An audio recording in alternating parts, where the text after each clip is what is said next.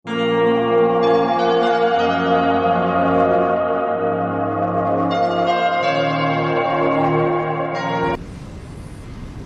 muslim itu hidupnya mulia.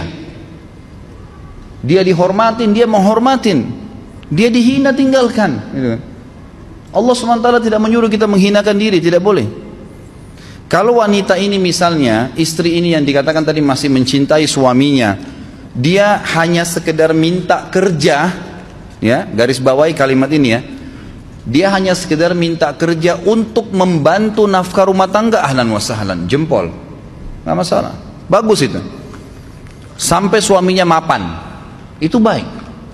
Tapi dalam kondisi masih status istri punya hubungan sama laki-laki lain, na'udzubillah min dzalik. Mana ghirah? Mana kecemburuan positif yang telah Allah pelihara dalam diri kita? Nggak boleh.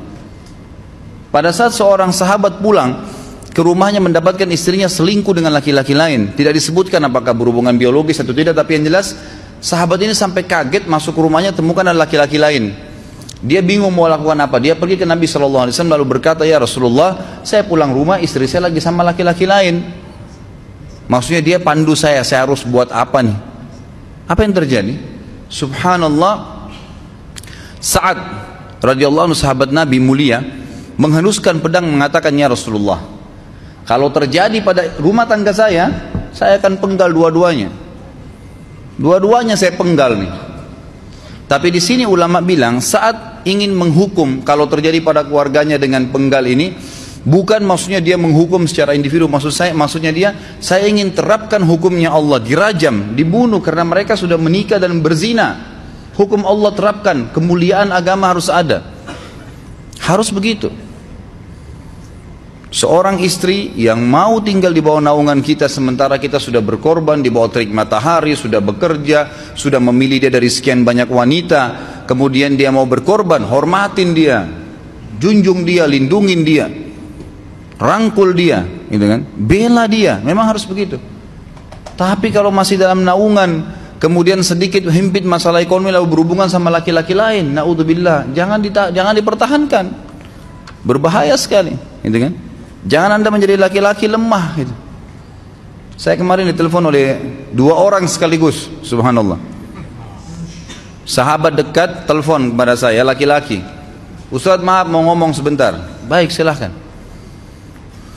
Ustaz, saya ini istri saya pulang ke rumah ke kampung ayahnya ibunya karena alasan mengurus ayah dan ibunya. Akhirnya saya sama anak-anak ditinggal di sini sendiri. Setiap kali saya panggil pulang, dia bilang, sudahlah saya nggak mau pulang. Kalau mau nikah lagi silahkan. Dia bahasakan begitu. Bagaimana sarannya Ustaz? Saya bilang nikah lagi. Dengan tegas saya bilang nikah lagi. Kalau tidak terbuka pintu fitnah. Perempuan itu kenapa harus pilih orang tuanya? Tidak boleh secara syar'i. Nggak boleh. Sudah menerima akad nikahnya seorang laki-laki, laki-laki itu yang dinomorsatukan di atas ayahnya, nggak ada alasan.